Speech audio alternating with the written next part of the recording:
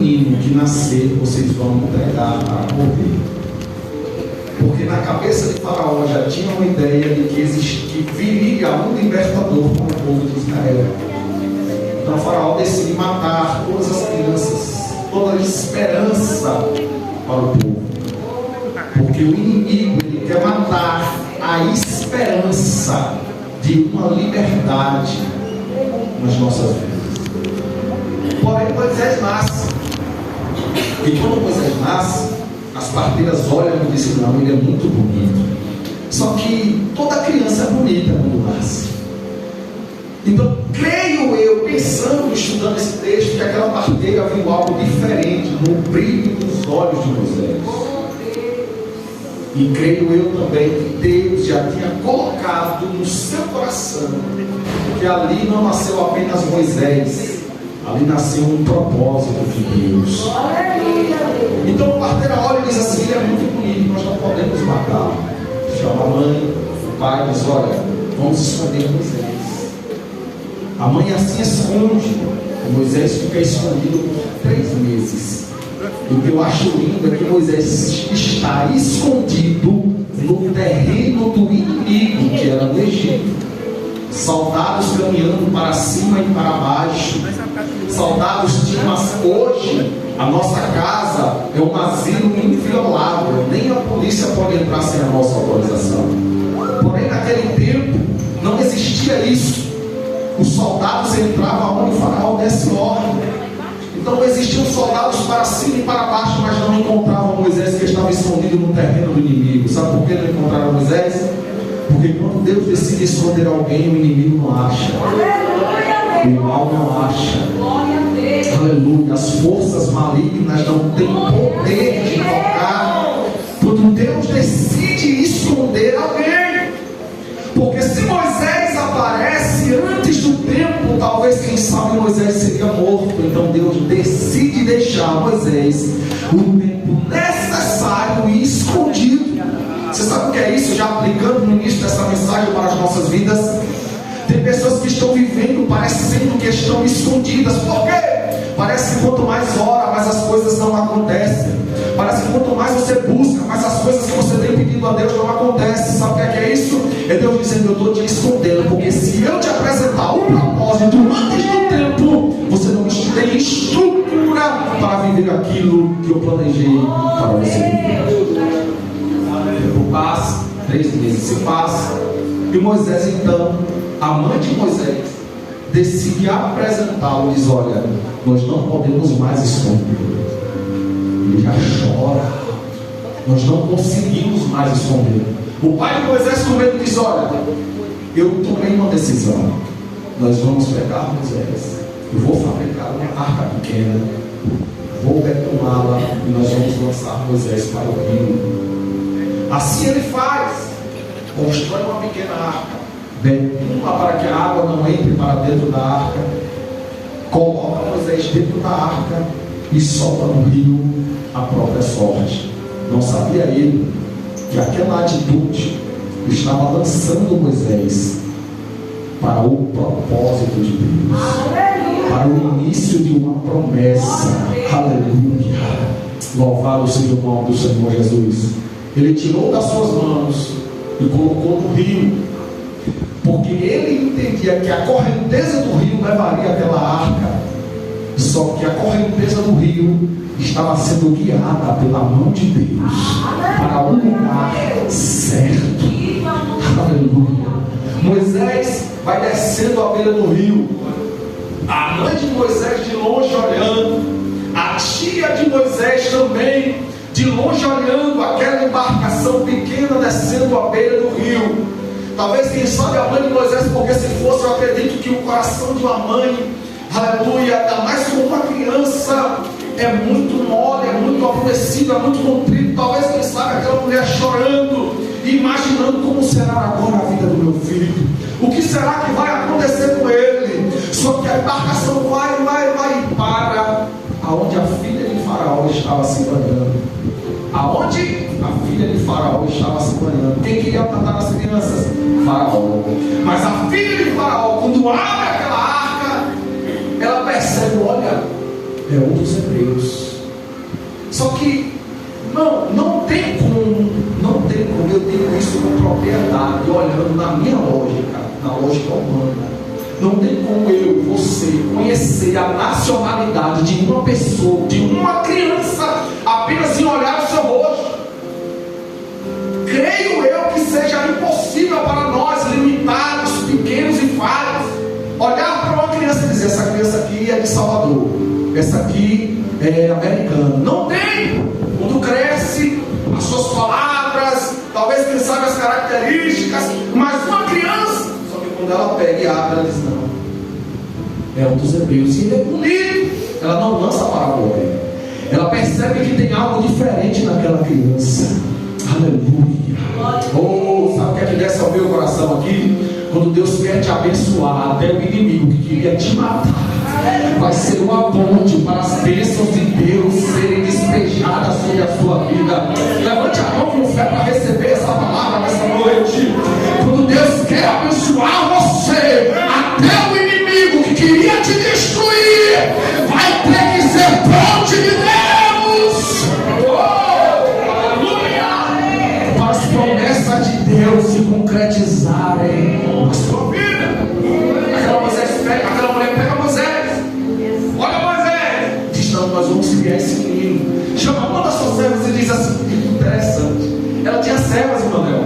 Ela tinha várias servas à sua disposição para fazer o que ela quisesse. Mas ela diz assim: olha, vai atrás de uma das hebreias. Ela não podia pegar uma das suas servas e dizer assim: olha, a partir de hoje você vai criar essa criança, você vai lhe dar de tudo que ele precisa. Ela diz: não. Pegar uma das amas das hebreias para comer esta criança.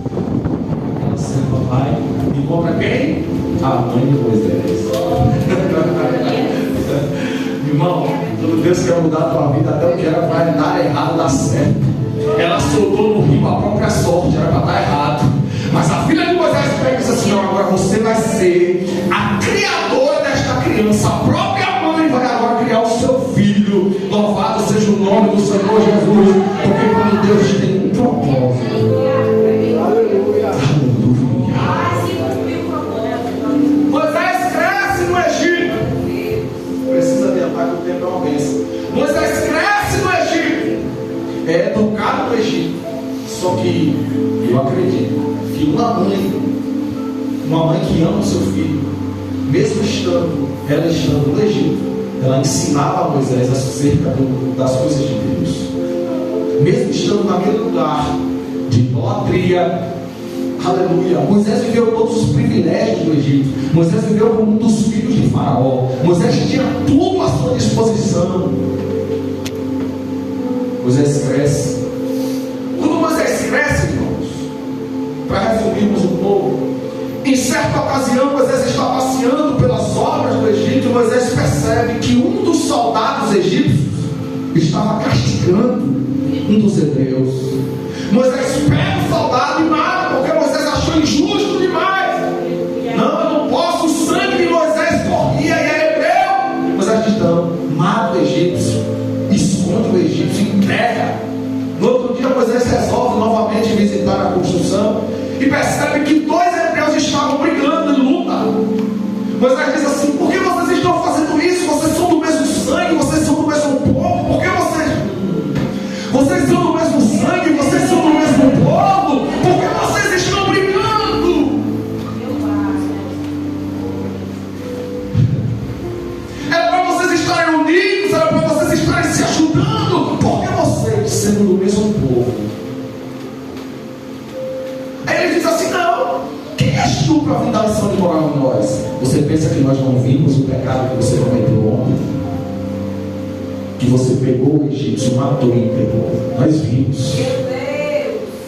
Quando Moisés recebe aquela notícia, os soldados que estavam ao redor já vão contar a Faraó o que havia acontecido. Faraó que tinha dado de tudo para Moisés, porque é isso que o inimigo faz para as nossas vidas. Faraó que tinha dado de tudo para Moisés, que criou Moisés com tudo do bom e do melhor, agora decide matá-lo. O inimigo faz assim conosco, nos oferece tudo, mas também requer tudo de nós. Aleluia. Moisés então foge. chegando em Midian, à beira de um poço, Moisés se encosta, talvez cansado da viagem, da caminhada, se encosta no poço, bebe água e fica por ali. De repente, as filhas de um homem chamado Jetro se aproximam para apanhar água. Quando elas se aproximam, pastores da região se aproximam também e queriam fazer o mal àquelas mulheres. Moisés diz não, se levanta, diz não. Quando ele levanta, imagine vários pastores contra um homem só que as roupas de Moisés eram nobres. Eles percebem a roupa de Moisés, que era um egípcio nobre. Não cai fora daqui, aí é fraca. As filhas de Faraó então voltam, as filhas de Jetro então voltam para casa depois de serem protegidas por Moisés. E diz: olha papai, nós fomos pegar água, tinha um homem lá, ele é egípcio, viu? Está na Bíblia. E nos protegeu. Jetro foi, traga ele para cá, vamos dar comida para ele, vamos alimentá-lo. Chegando lá, Moisés é alimentado por Jetro e agora passa a morar com Jetro. Jetro agora, percebendo que Moisés era um homem bom, e a Bíblia diz que Moisés era Jetro era um sacerdote. A Bíblia diz que Jetro agora decide cuidar de Moisés e diz: olha Moisés, eu vou te dar a minha filha Zípora e você vai casar com ela. Moisés diz: oxe, eu estou no deserto, é com ela mesmo que eu vou casar. Então vocês que estão aí no deserto não percam a esperança. Jesus vai mandar. Eliseu estava no deserto e Jeová mandou Kevin. E tirou Eliseu no deserto. Eu estava no deserto e Jeová mandou minha princesa. Aí agora Moisés casa com Zípora, tem um filho chamado Gerson. E Moisés vive ali no seio de Jetro, sendo como um funcionário de Jetro, cuidando do rebanho de Jetro, cuidando dos afazeres de Jetro. Certa vez, aqui eu começo a pregar e não vou me demorar muito, porque eu preciso entregar esse recado de Deus. Certa vez, Moisés apanha o rebanho de Jetro e vai para a Bíblia diz: isso aqui é muito forte, irmãos. Isso aqui é muito forte, a gente lê e passa despercebido. A Bíblia diz que Moisés pega o rebanho de Jetro e vai para o deserto. Pastor Eliezer, o senhor que tem mais experiência do que eu, quem vai pegar um rebanho de cabra e vai levar para pastorear no deserto? Ninguém. Pastorear onde tem alimento. Aleluia. E no deserto não tem alimento, não tem capim, não tem comida, mas é para lá que Moisés é guiado. E quando chega no deserto, a Bíblia diz que Moisés percebe uma sarça que se queimava. Mas uma coisa que talvez você não saiba, é normal sarça queimar no deserto. Era normal naquela época, naquele tempo, naquela época do ano. Era normal. No deserto é muito quente. A gente mora aqui no Nordeste, no sertão, e você percebe que muitas das vezes no tempo de seca, roças pegam fogo sem ninguém colocar. Era normal a sarça pegar fogo no deserto, irmão. No deserto o dia é muito quente, a noite é muito frio. Mas o que foi de diferente que Moisés viu naquela sarça é que ela queimava, mas não se consumia. Ela queimava, estava em chamas, mas as suas folhas continuavam verdes. Aleluia. A Bíblia diz que Moisés disse assim: eu vou agora me aproximar para ver esta grande visão, porque essa sarça se queima, mas tem algo diferente nela, ela não se consome. Aí quando Moisés se aproxima, Deus brada a Moisés: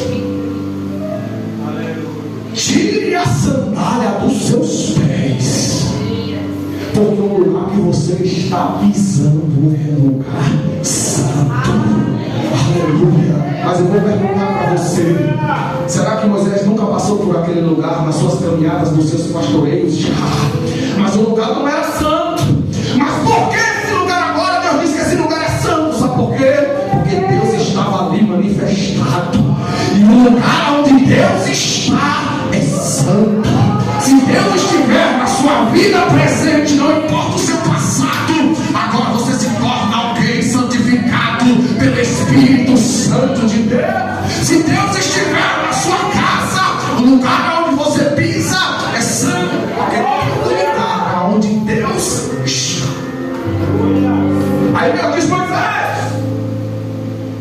eu tenho uma missão para você. E o interessante, Manel, é que Moisés passou a vida toda, mesmo tendo um propósito, já nascendo com um propósito, vivendo com um propósito sobre as suas costas. Moisés passou a vida toda nos privilégios do Egito e não ouviu sequer uma palavra da boca de Deus. Deus resolve se manifestar para Moisés aonde? No deserto. Aí você vai dizendo: Deus, eu não aguento mais esse deserto. Deus, eu não estou suportando mais esse deserto. Os meus pés estão doendo. A sequidão é terrível. A infertilidade é terrível. A esterilidade é terrível na minha vida. Nada que eu faço dá certo. Nada que eu faço prospera. Está tudo dando errado. Que deserto é esse? Aí Deus te trouxe aqui nesta noite, me usando esse pequeno falho imperfeito para liberar esta palavra na sua vida nessa noite e dizer: esse deserto que você está enfrentando é o lugar onde eu decidi me manifestar em favor da sua vida e revelar os meus mistérios e os meus propósitos para você. É no deserto que eu vou me manifestar. Moisés disse: Deus diz: olha, eu escolhi você para ser libertador do povo do Egito. É você que vai ser o libertador do meu povo que está sofrendo, porque eu ouvi o clamor do meu povo. Aleluia. Aí Moisés diz assim: sim, mas eu não tenho capacidade, eu sou pesado em palavras, eu não tenho estrutura. Mas Deus diz: é você. Deus, mas eu não posso. Deus diz: você não pode mesmo, não, eu que posso. Aleluia. E é você que eu chamei. Louvado seja o nome do Senhor Jesus. Aí Moisés disse: sim, tá bom, o Senhor me chamou, o Senhor tem um propósito para mim, mas quando eu estiver diante dos filhos de Israel, o que é que eu vou dizer para eles? Quem é o Senhor? Aqui eu começaria a pregar, mas talvez quem sabe outro dia eu venho aqui finalizar. Quem é o Senhor? Olha que eu diga para eles.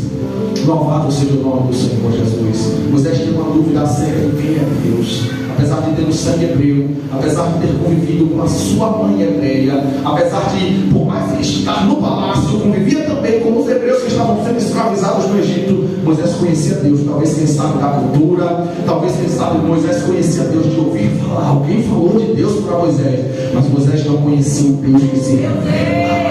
Moisés não conhecia o Deus que tem interesse em ter relacionamento com Ele. Moisés tinha dúvida: quem é o Senhor? E nós, muitas das vezes, irmãos, na verdade não apenas nós, existe uma das perguntas mais frequentes da humanidade: quem é Deus? É uma pergunta que permeia sobre a humanidade, sobre todos os países do mundo querem saber quem é Deus. Louvado seja o nome do Senhor Jesus. Os cientistas dizem que Deus é apenas uma hipótese que foi criada para tentar revelar os segredos da criação da humanidade. Para o cientista, Deus não existe. Embora alguns cientistas tenham se rendido à ideia que não tem como uma humanidade tão perfeita, uma terra tão perfeita, com tudo, aleluia, propício para a vida humana existir. Einstein mesmo disse que não tem como, disse que já faleceu, que não tem como não existir um arquiteto para toda essa criação. Louvado seja o nome do Senhor Jesus. Os ateus, eles não acreditam na existência de Deus. Porém, os ateus não acreditam na existência de Deus por alguns motivos. Um dos motivos é experiências negativas com o Evangelho. Talvez, louvado seja o nome do Senhor, viveram coisas dentro da igreja, aleluia, humilhações, coisas que não deveriam ter acontecido, se revoltaram e tentam provar que Deus não existe. Para muitas religiões, louvado seja Deus, Deus é algo banal, mas para a igreja de Cristo, Deus é o Criador. Para a igreja de Cristo, Ele é o Todo-Poderoso, Ele é o justo juiz, Ele é a resplandecente estrela da manhã. Para a igreja de Cristo, Ele é tudo, Ele é um ser autoexistente, é um Deus triuno que é Pai, é Filho e é Espírito Santo. É um Deus que está aqui nesta noite para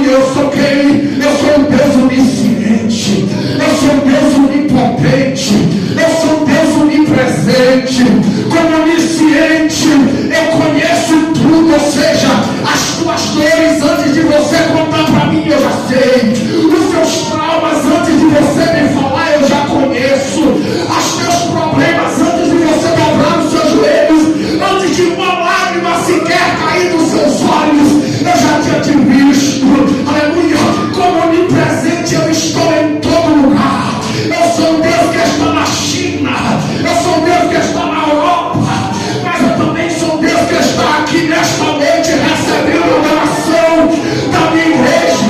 E como Deus onipotente, eu sou um Deus que tem todo o poder, e tendo todo o poder não existe mal, não existe barreira, não existe diabo, não existe enfermidade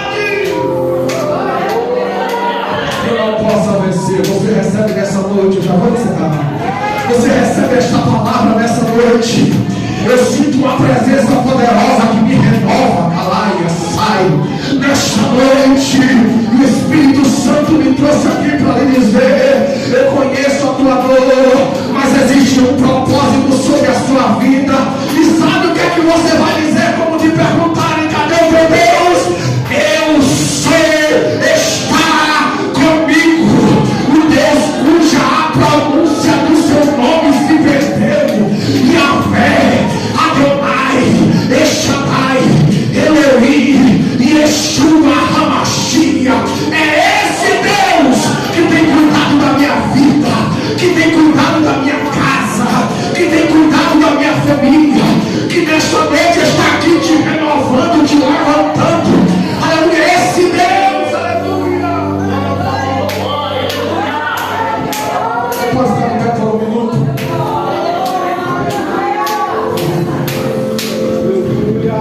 É esse Deus, é esse Deus que está aqui nessa noite. Oh, aleluia. Você serve um Deus, maior. Você serve um Deus, irmãos, que não te abandona. Você serve um Deus que está com você em todo tempo. Você serve um Deus que viu, aleluia, quando você estava prestes a desistir de tudo. E eu falo isso com ciência e autoridade, porque quando eu estava prestes a desistir, quando eu desisti, o meu Deus estava lá, pegou pela minha mão direita, levantou-me, colocou em pé. Aleluia. E esse Deus nesta noite está me perguntando: o que queres que eu te faça? Glória a Deus.